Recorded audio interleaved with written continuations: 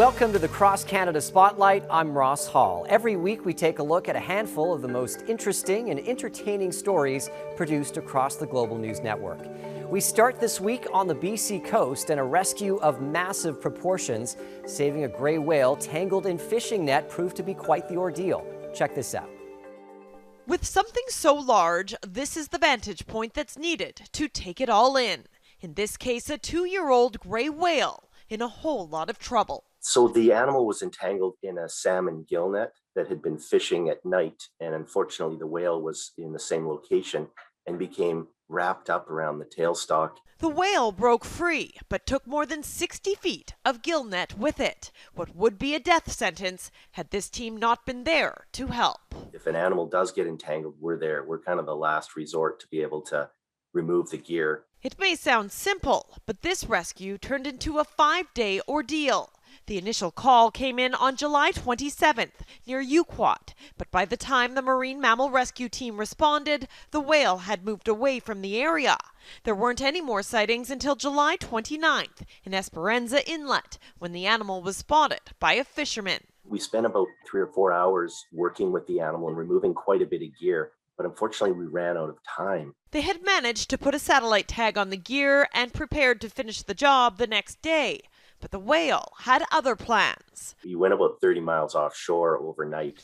Finally, on July 31st, it came into Brooks Peninsula, giving the team another chance. 4 hours later, after making several strategic cuts, it was down to the final lead line. And we could see when I cut through that the meshes just peeled off, and the animal sensed it was free, and it just took off.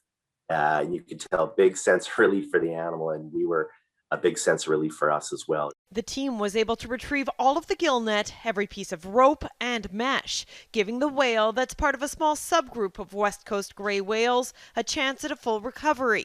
Drone technology now also playing a big role, making the rescues safer not only for the team, but the animals as well. We go in and get this great footage to look at how the gear is entangled on the animal, so we know what we're getting into. With a success rate of roughly 95%, you'd think the team would be used to this, but watching a whale swim free, knowing it has a chance to thrive, just keeps getting better. It's the best part of my job. Kylie Stanton, Global News.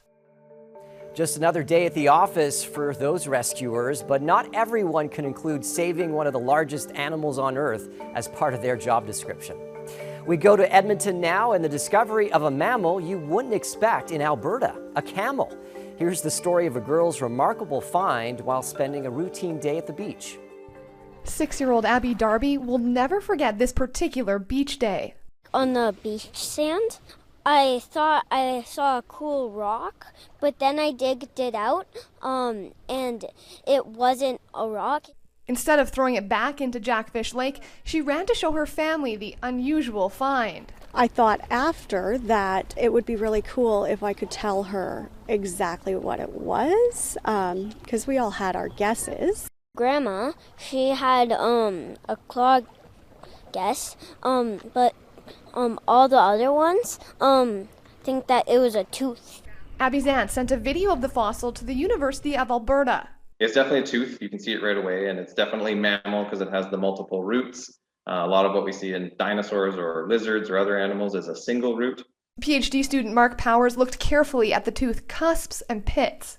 Upon looking at some specimens here at the University of Alberta in our teaching collections, I can confirm it's definitely a camel family member. That's right, a camel in Alberta. Powers says fossil records indicate camels originated here in North America. Abby was thrilled by the news. I think that it was amazing. The university estimates the tooth to be between 22 and 25,000 years old. There was huge glaciers that were covering most of Alberta during that time, so there would have been some ravines where the ice sheets were retreating away from each other, where we would get a lot of water influence from the melting glaciers, and that's where animals probably would have hung out. Powers said by analyzing the fossilized tooth's isotopes, researchers could learn a lot about how long the animal lived, what it ate, and how it migrated. Abby's family plans to donate the specimen to the Royal Alberta Museum. So when next year I'm in grade 1, I can show my friends. They would think it was very, very cool. Sarah Ryan, Global News. Very cool beach day indeed. What a way to learn more about ancient life on Earth and how things were different right in our own backyard. We stay in Edmonton now, where the excitement surrounding the Canadian women's soccer team's first ever Olympic gold medal is still sinking in. And there's another first, the only transgender, non-binary person in history to win an Olympic medal. Here's that story. Olympic history will be made Thursday as Canada women's soccer team takes on Sweden in the gold medal game. But there will also be history made on an individual level. Canadian soccer star Quinn is one of 3 transgender and non-binary athletes competing at these games. It's not a surprise, or it shouldn't be a surprise, that the first trans and non-binary athlete to be guaranteed a medal comes from Canada. You know, we've led a lot of the conversation around inclusion and protections for trans people around the world. Marnie Panez is a huge advocate and leader in the LGBTQ community, not to mention a trans athlete herself.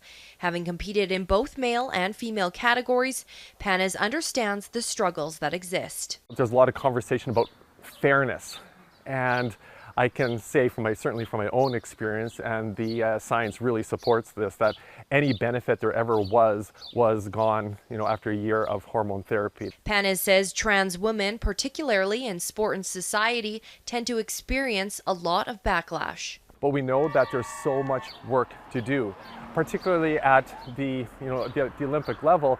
We're still policing women's bodies in ways that we don't men, from everything from the uniforms that they wear to the level of testosterone that's in their bodies. Organizations like Soccer Alberta want to bring awareness and use Quinn as an example. I think knowing that you're not the only one is key, and having someone at such a high level being a role model will definitely make more people feel comfortable coming out and being who they are. Quinn came out on Instagram last September, hoping their visibility will help change perceptions. Let's talk about the amazing achievements. Gender is part of it, but this is incredible achievement. So really proud of our Team Canada. Sierra Yaschuk, Global News. That gold medal achievement by the Canadian women's soccer team, such an important one on so many levels, including LGBTQ2+ communities across Canada. Staying with the Olympic theme, women's skateboarding made its debut at the Tokyo Games, and we take you now to Toronto to see how young competitors in the sport are inspiring and empowering the next generation of skater girls. The skate park can sometimes be a lonely place for a girl.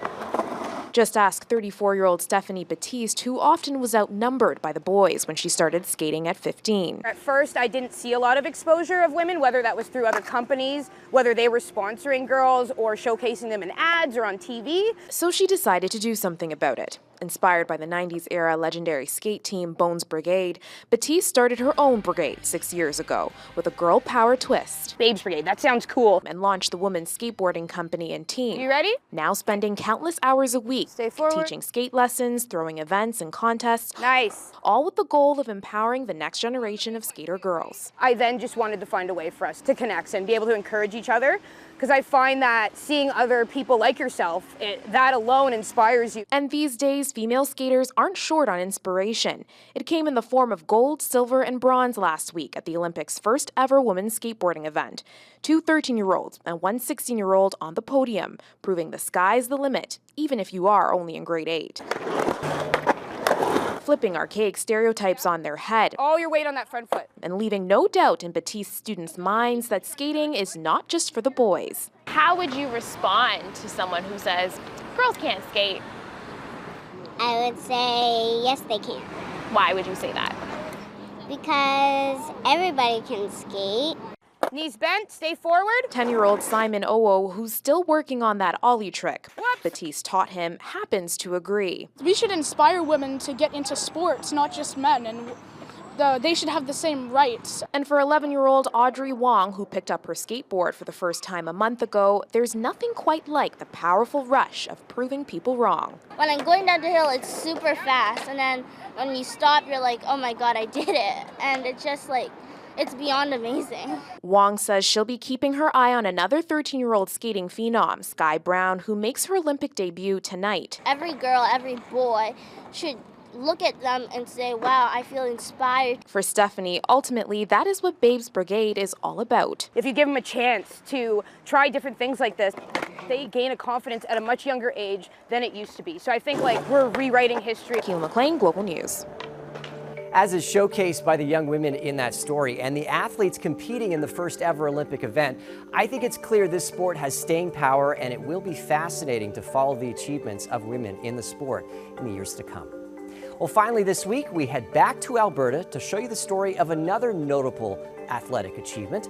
A woman paralyzed from the chest down takes on whitewater kayaking for the first time.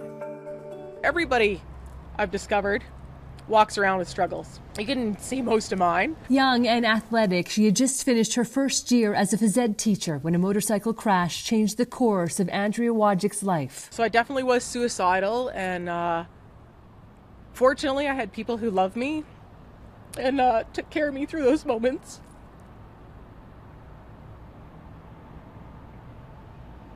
Yeah, took care of me through those moments and made sure I came out the other side. 20 years will have passed since that time. She doesn't have the use of her body from below her collarbone down. But there's one thing her injury didn't rob her of: sheer willpower. Not much keeps me down. If there's an adventure to be had, I'm in. A self-described adrenaline junkie, last year the 47-year-old decided she wanted to learn how to whitewater kayak. Doing physical things really helps heal my soul. The help of Rocky Mountain Adaptive and Bow Valley Kayak, she and a team of about 25 people spent months training and outfitting the boat. I had to do a lot of learning different strokes. Since I don't have abs, I needed a backrest that would kind of provide me some lateral support. It becomes pure creation. You design the boat, you trade one movement for another movement, you improvise, you adapt, and it's good fun. And it makes you feel quite good about your craft. 2 weeks ago, her dream became reality. She and her team ran Class 2 rapids on the lower Kananaskis River, stretching about 7.5 kilometers. The first couple of rapids, I was kind of having a little heart attack, a little freak out, but got through them fairly confidently, and by the third one I was like, oh, I got this. Phew! It's good to see the effort she puts in as well, and I think Andrea is kind of proving that the opposite is possible. It just takes a wee bit of effort. Then I realized, I'm like, you realize you've just done something that nobody else that we could find in the world has done. And I was just like, yeah. Proving the impossible possible. It just takes a dream and some power behind it. I'm still flying high on gratitude. Life is totally a team effort. I don't know if any one person can live life by themselves. Jamie Dahl, Global News. Well, I agree that life is a team effort, but great teams need outstanding individual efforts, and that's certainly the case in that story. Well, that's it for Cross Canada Spotlight this week. Be sure to watch Global News Weekend Saturday and Sunday mornings at 7 a.m. on the Global TV app. For now, stay tuned for more news and weather.